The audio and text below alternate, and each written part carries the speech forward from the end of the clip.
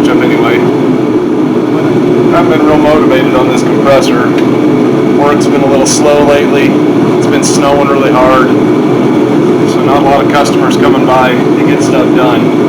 I know that's going to change come spring, so logically I need to get this done, but mentally I just am blah. I don't feel like doing it. Alright, we had a little interruption there with the phone call, so I'm back, and I just went ahead and tightened those up off camera with crow's foot.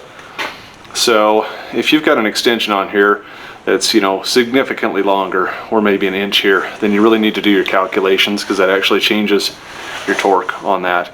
This isn't overly critical, so I'm not going to worry about that. I've got this set for 25 foot-pounds right now. I don't know if the camera's going to pick that up. This camera's kind of a piece of junk, but it's all I've got at the moment. I'd like to go up and push it to 30. These are fairly significant bolts.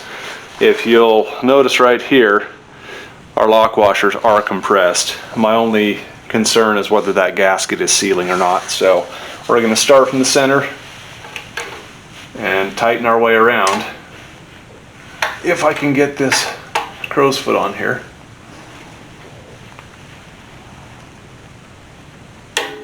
Okay, that feels pretty snug. I don't think I want to go a whole lot more than that. Alright, what's next? Okay, we're cleaning this smaller high pressure piston right now.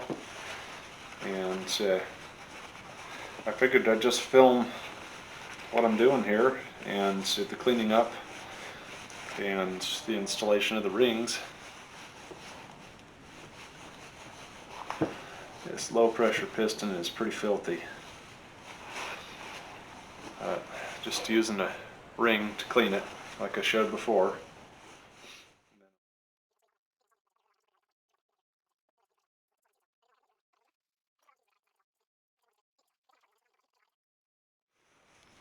So we're getting there. She looks a lot better. But I'll take and clean it a little bit more on this skirt. Oh, and I didn't show you guys this big piston. For all of you who wondered how that turned out, that's the section that was all scratched up. I mean, you can still catch your finger on there, but if you saw that before, my gosh, that cleaned up pretty well. I think we're just fine. Scratches aren't going to hurt the functionality at all. And I have brand new rings, of course. So, thought you guys would like to see that. Probably polish this one up here in the grooves as well. Try and get some of that crud out of there. Okay, hopefully you can see what I'm doing here. I've got everything cleaned up, including my hands. So I've wiped my hands off with solvent. That's why they kind of look dusty. I actually discovered something. Now, if you look back to the earlier videos, you're going to see the connecting rod dippers, just like this, when I opened up the compressor. That's for a 707 unit. A 707 is a V-twin. Okay, this is how it's supposed to look for the 703 and the 705. I hope you can see that. Meaning, both of your dippers on these connecting rods, from what I'm seeing on there, are supposed to go towards the back. And one of them was not that way. This low pressure piston was flipped the other direction. So I think we better investigate that a little bit further, just to make damn sure that we're not going to have a problem here. We are going to go ahead and install these pistons back onto the rods, and then before I put the rings on there, I'd like to just test fit them, and I'll put the bearings in as well. Let's see if you can see a little bit more if I angle this up. Oh, and I've got new circlips. I just went down and got a whole bunch. So these are brand spanking new. We don't have to worry about messing around with those old ones and worrying that they're not going to hold or damage something. Now Alright, so what I've done is I just put those wrist pins through. I had one that was giving me a little trouble, so I just took some assembly lube. I took that out of there, lubed up the inside of that piston, and a little bit on the wrist pin there, and then just used my wood block from pressing those bearings in, set them on top, gently tapped them through. So I do. Anybody see a problem here? Why is it that when I'm installing a piston ring with the proper tool that I can't even get it over with the piston? Like, even to expand a slight amount like this one is, actually less than this, without it breaking. Can you tell me that? These rings are not good rings. These are nowhere.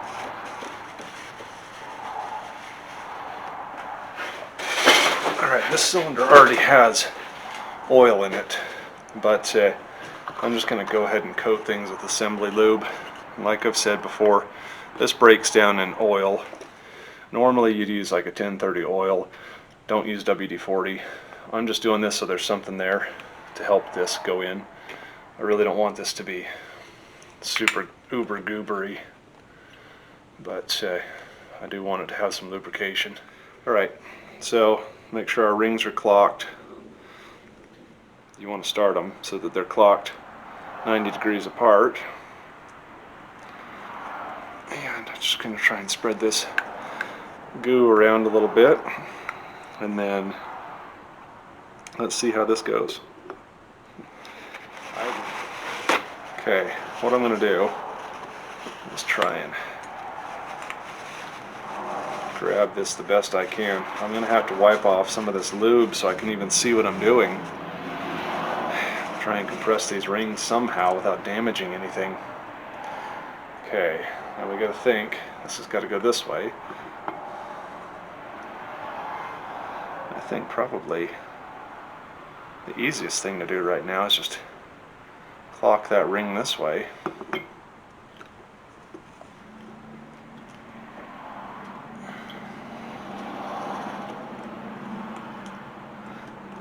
Okay, there's one, so that's not horrible. Now I've got to clock this other ring back the other way.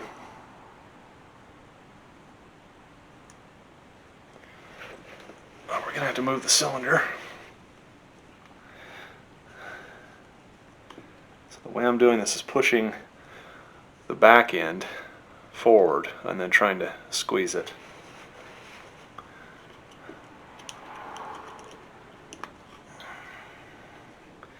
And I'm bleeding all over, so that's not helping.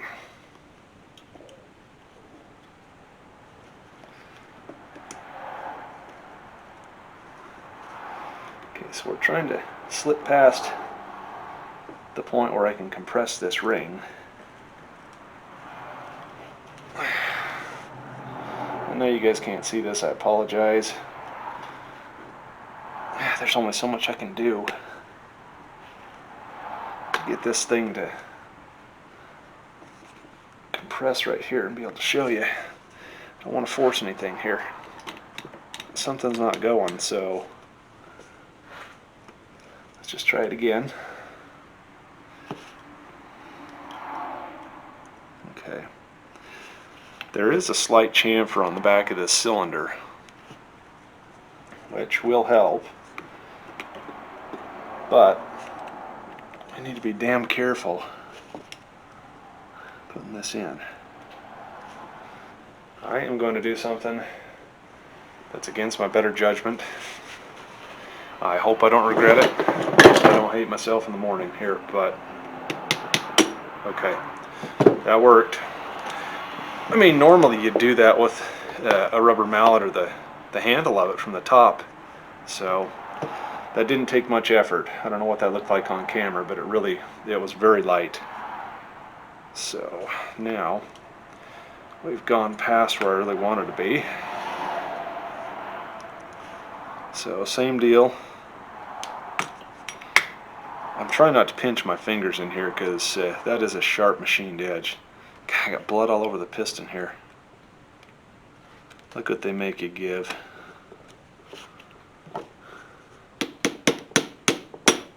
Alright, so let me wipe off the blood here that's all over everything. Now all it needs is a little sweat and tears. Okay, now this oil ring should prove interesting. I'm just going to go ahead and give it a light tap and try and hold this up. Okay, so far so good. Just watching for those wipers to compress. Being very careful here not to damage this. This is super critical that you don't damage those rings or have those wipers flip up and, you know, go on an angle. You want them straight on. You also need to make sure those wipers are clocked too with that corrugated spacer, and put the corrugated spacer on first because you'll have a little ridge in there. I'll show you. So there's a little ridge right here. You can catch your fingernail on it. I don't know if you can see that those rings sit on. So they'll sit in there like that. It's very important. Okay, so I'm just going to drive this down in the bore a good ways to give us plenty of clearance around that crank. And then we'll probably end up doing the reverse. I think that's going to be good here.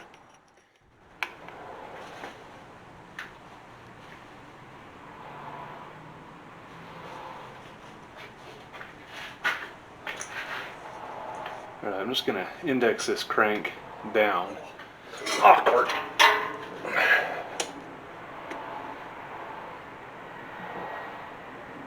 Okay. That actually went really well. So, just going to lightly put these bolts in, and maybe, there it goes. And then we're going to go ahead and put that connecting rod cap on loosely. I'm not going to torque it just yet because I want to make sure everything's okay. Make sure everything's the way we want it.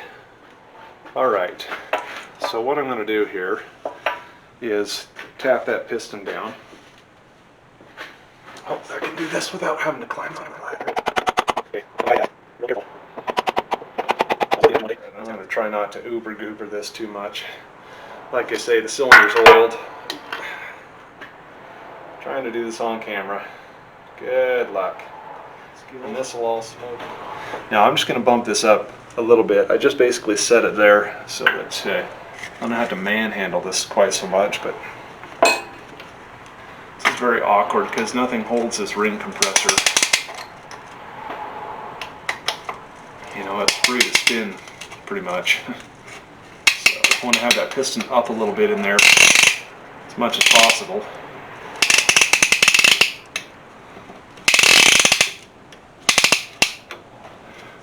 Now that's one thing I like to do sometimes too, is just go ahead and go around and tap this so this thing is aligned with itself, because it'll, like when you curl up a piece of paper, it wants to do this. So that actually makes it very hard to get a piston in.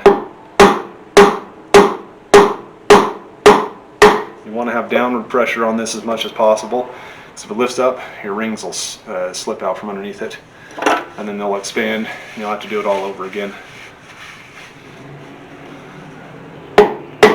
Now, I'm going to check inside your crankcase here, as we're goofed up, and make sure as you're coming down by that crank that you're oriented the right way.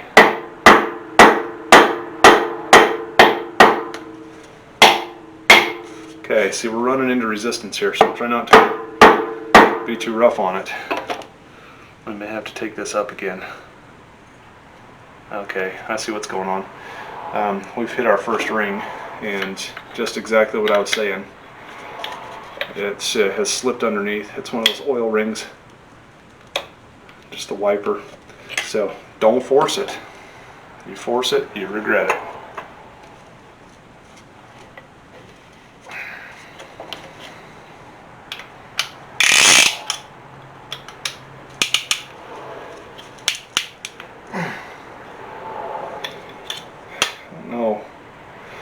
how this ring compressor is sitting on here. See the gap? That may have been why that was able to slip through. We may be going back to the cheapo. And if that's the case, I'll just throw this one in the garbage. I've had to switch ring compressors because that other one's just not doing the trick here, so try not to use old Slicey here. Let's see if I can get that wide enough for this piston. Alright, we're going to release this.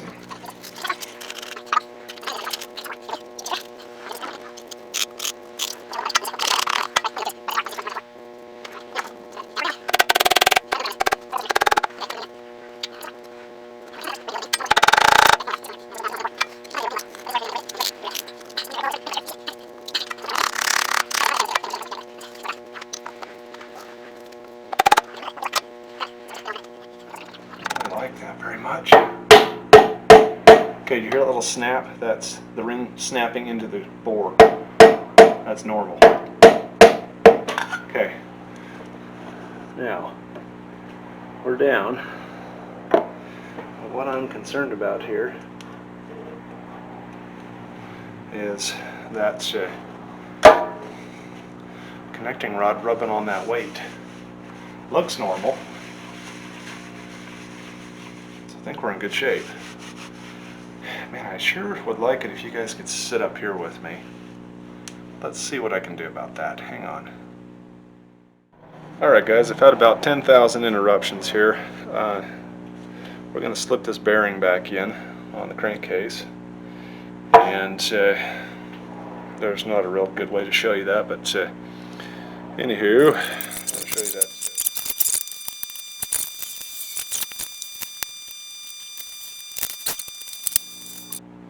Alright, hopefully you guys can see a little bit of something that's going on here. I can't find my socket to tighten this up. This connecting rod wasn't wanting to go on there right, so it's just kind of fighting me going down in there. So just gently tightening these up. I mean, it's basically finger tight now, but I'm a little concerned about that. I'd like to be able to rotate this over, but now I can't even turn it. Might have to get something on there to turn that. I mean, it shows our rings are doing a better job than they were before. Let's see here. This is very difficult.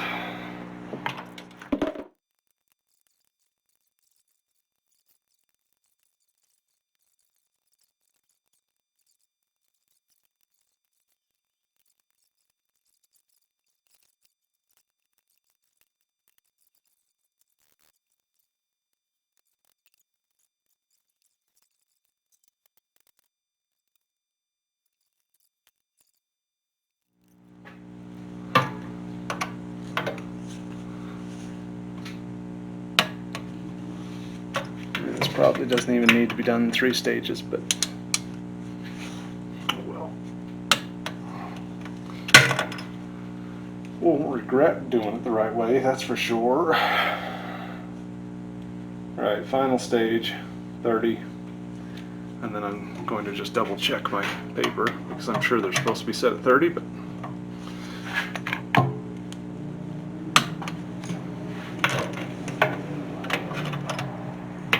get in there.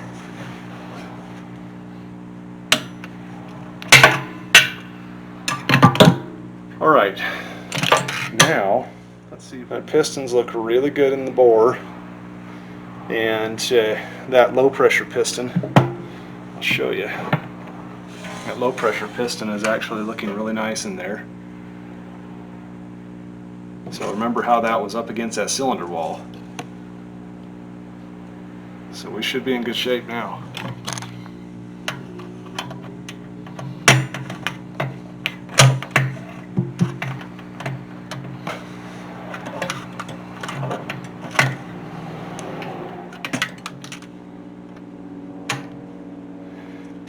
If you didn't have a crow's foot, I don't know how you could do this, because they didn't really cast this so that you can get in there with a socket.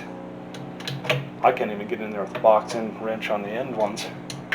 There's a relief in the casting, but it's not enough. So like I said before, they just didn't think it was critical, I guess. So my only concern is that that base is sealed on there and it doesn't pop free and crack anything.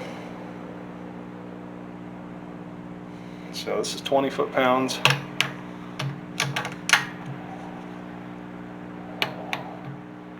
Okay, so base gasket is all tightened.